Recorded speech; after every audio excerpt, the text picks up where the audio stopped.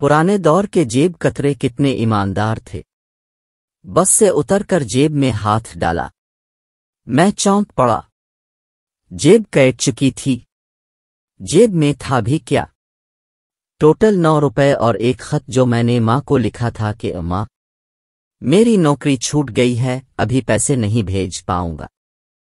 3 دنوں سے وہ پوسٹ کارڈ جیب میں پڑا تھا، پوسٹ کرنے کا دل نہیں چاہ رہا تھا۔ 9 روپے جا چکے تھے۔ یوں 9 روپے کوئی بڑی رقم نہیں تھی، لیکن جس کی نوکری چھوٹ گئی ہو اس کے لیے 900 سے کم بھی تو نہیں ہوتی ہے۔ کچھ دن گزرے، ماں کا خط ملا۔ پڑھنے سے پہلے میں سہم گیا، ضرور پیسے بھیجنے کو لکھا ہوگا، لیکن خط پڑھ کر میں حیران رہ گیا۔ ماں نے لکھا تھا، بیٹا تیرا بھیجا 50 روپے کا منی آرڈر ملا، تو کتنا اچھا ہے رے۔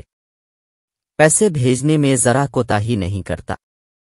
میں کافی دنوں تک اس پریشانی میں رہا کہ آخر ماں کو پیسے کس نے بھیجے۔ کچھ دن بعد ایک اور خط ملا، بھائی 9 روپے تمیری اور 41 روپے اپنے ملا کر میں نے تمہاری ماں کو منی آرڈر بھیج دیا ہے۔